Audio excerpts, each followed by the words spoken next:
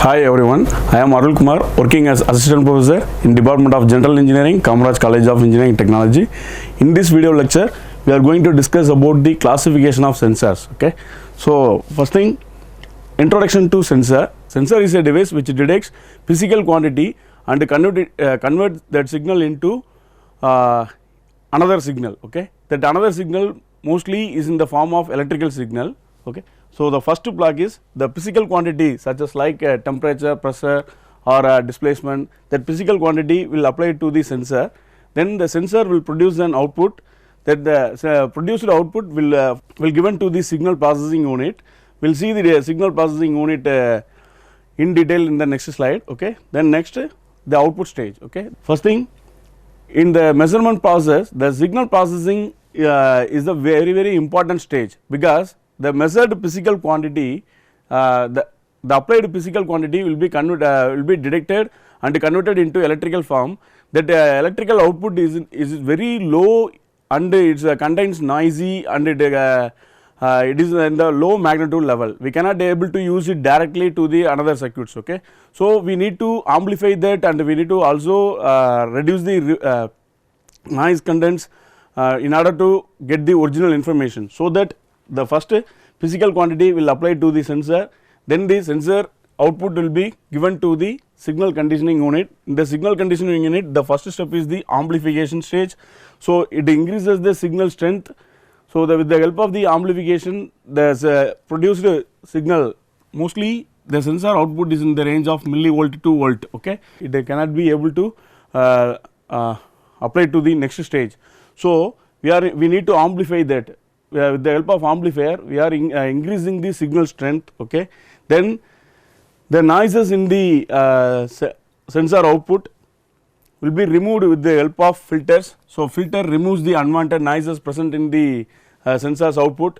Then the conditioning element, signal conditioning element, it converts and adjusts. Okay. Most of the sensors produces output in the form of analog. So, we need to convert that analog signals into digital signals with the help of ADC, so that the ADC, the digital signals will be applied to the processors. That processor may be microcontroller or microprocessor or programmable logic controller or any other processor may be used. Okay. Then the last step is output. Okay. In that output, the output may be a display or it may be a storage or it may be a alarm or actuation system. Okay.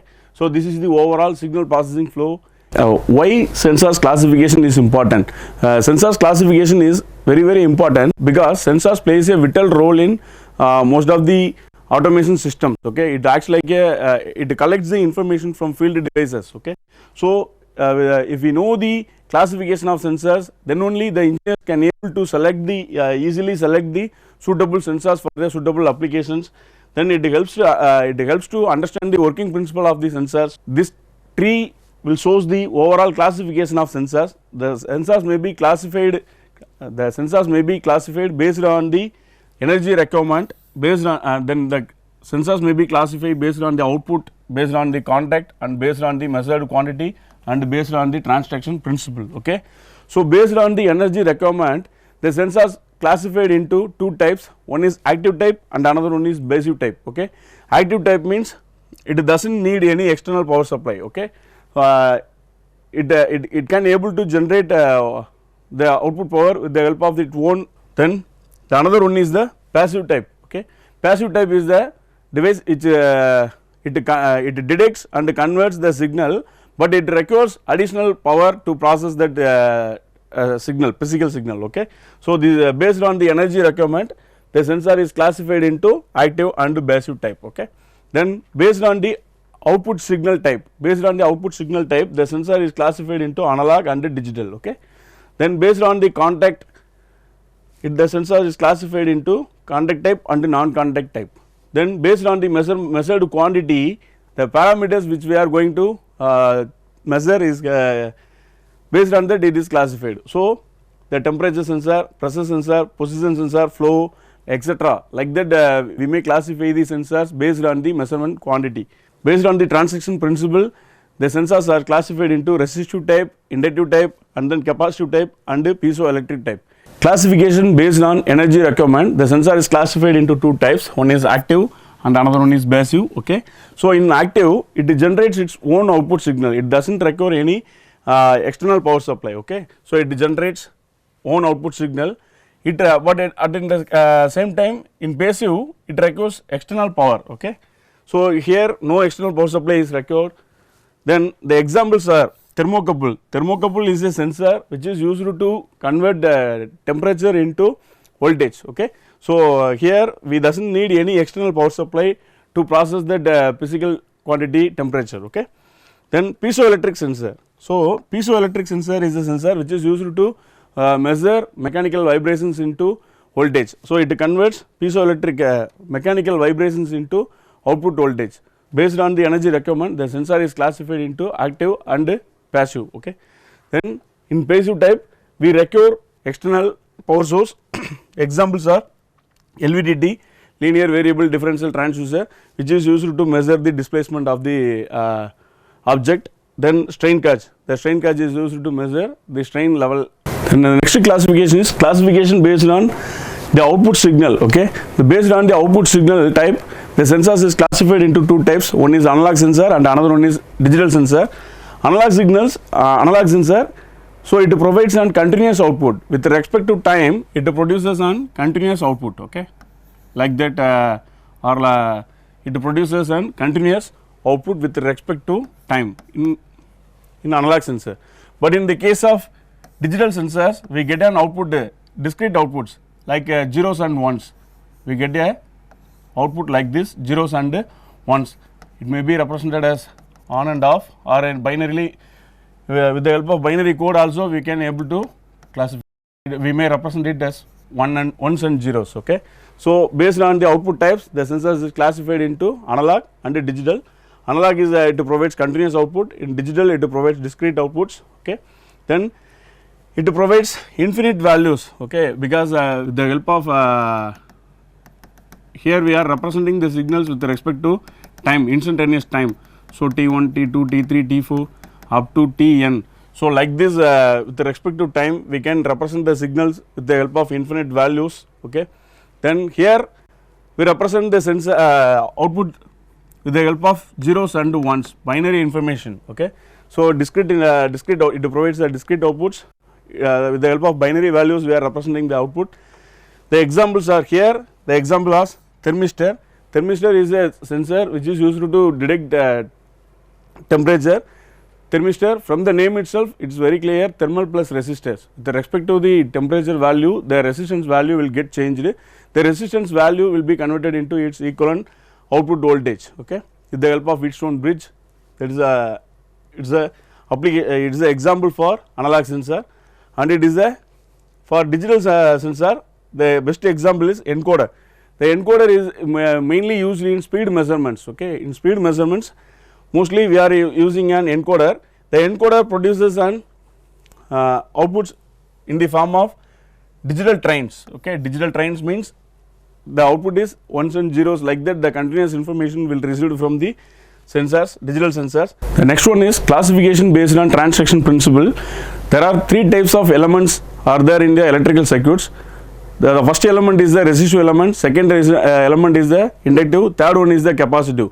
So based on these three elements we may classify the sensors in with the help of transaction principle. The first type is the resistive type sensor, the second one is the inductive type, third one is the capacitive type. We know that the resistance formula R is equal to rho L by A, where rho is the resistivity of the material.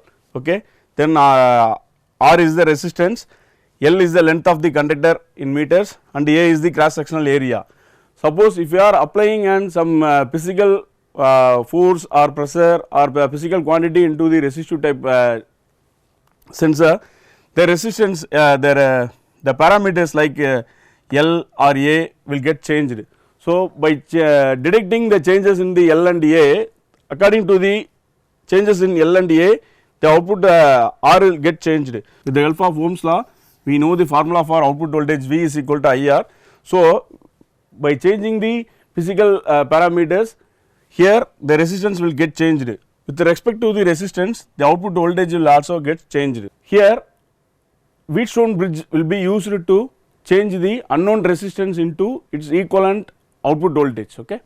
So this is the resistive type sensor. Then the second type is inductive type. V is equal to L into di by dt. Voltage across the inductor V is equal to L into di by dt, where L is the inductance. If you are applying some physical force or physical quantity to the inductive type sensor, the inductance value L will get changed. Okay. If the L gets changed means the current flow through the inductor as well as the voltage across the inductor will get changed. By detecting the changes in the inductance, we may able to relate that change in inductance to the physical quantity. Okay. Then the last type is the capacitive type sensor. Capacitive type, we know the formula for capacitance C is equal to epsilon A divided by D, where epsilon is the permittivity of the material and A is the area and D is the distance between the capacitance plates. Okay. So if the area is getting changed, if you are applying some force or stress to the capacitive type sensors, then the capacitance C will get changed. If capacitance C will get changed means voltage across the capacitors will get changed. With the help of that we may relate that physical quantity to its equivalent electrical output. Okay. So based on the transduction principle, the sensors are mostly classified into resistive, inductive and capacitive. The best examples for resistive type is the thermistor and then temperature sensors like RTD and thermistor are the best examples for resistive type sensors. And for inductive type sensors, LVDT, linear variable displacement transducer, and for capacitive we know that we are all mobile phone. The mobile phone touch technology is based on the capacitive type sensor. Okay.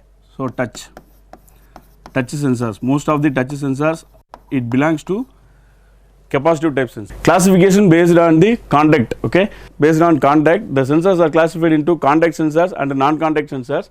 In contact type, the physical contact is required with the quantity to be measured. The sensors needs a physical touch with the quantity to be measured. Okay. So for examples are limit switch. Similarly, potentiometer. Potentiometer is a resistive type. Okay. By measuring a position of, for example, consider a application car. In car window, we are using an wiper circuit. Displacement is detected with the help of potentiometer. Okay. Potentiometer will be based on the, for that also physical contact is required. Okay. Then the sensors which doesn't require any physical contact, that belongs to non-contact type. Okay. But it is mostly based on the electromagnetic or electromagnetic waves principle or light activated. Okay. So if we are considering an ultrasonic sensor, that ultrasonic waves is used to detect the or it is used to detect the distance between the obstacles. Okay. So ultrasonic sensors and optical, here the light is used to detect the position of the objects. Then infrared, it uses IR waves, IR radiation to detect the objects. So based on the contact, we may classify the sensors into contact type and non-contact type. Classification based on the measured quantity, it is classified based on the physical quantity which we are going to measure. So first, if you are the classification may be temperature. So here it is a physical quantity is temperature, then pressure, then position, then proximity. Proximity sensors are used to detect the nearby objects. Okay. Then flow sensors, flow rate, with the help of flow sensors we may detect the flow rate. Then humidity sensor, to find out the moisture content in the atmospheric air, we may use the humidity sensors. Like that, based on the measured quantity, we may classify the sensors. The advantages of sensors are accurate monitoring, as well as it provides an output of mostly our electrical output it will be produced. That electrical output will be integrated with the automation circuits, so that it provides an automation support and it the fast response. That means that with respect to the physical changes in the physical quantity changes, the sensor quickly respond and detect the changes. So fast response will get So these are all the advantages of sensors. Then limitations, if you are consider the cost, first one is the cost. Like if you are consider in robotics we are using an lidar sensors. Lidar sensor are more costliest one. Then the next one is calibration. The frequent calibration is required, because with the help of calibration only we get the accurate output. Okay. So frequent calibration is needed. Then environmental effects, the environmental effects like such as like temperature and then dust and then humidity, it will affect the performance of the sensors. So, these are only some of the limitations of sensors. Sensors classification will help the engineers to choose the required sensors for the right applications. Okay. So, the industrial process applications may be industrial automation, then the robotics. Robotics mostly we are in need of surroundings object detection. For that in robotics we may use the LiDAR sensors and then IR sensors and then vision cameras, like that there are so many sensors are used in robotics. And in automotive, for enhancing the safety features, we are using n number of sensors in automotive. Then in medical equipments also we are using a number of sensors. Smart manufacturing also the sensors plays a vital role.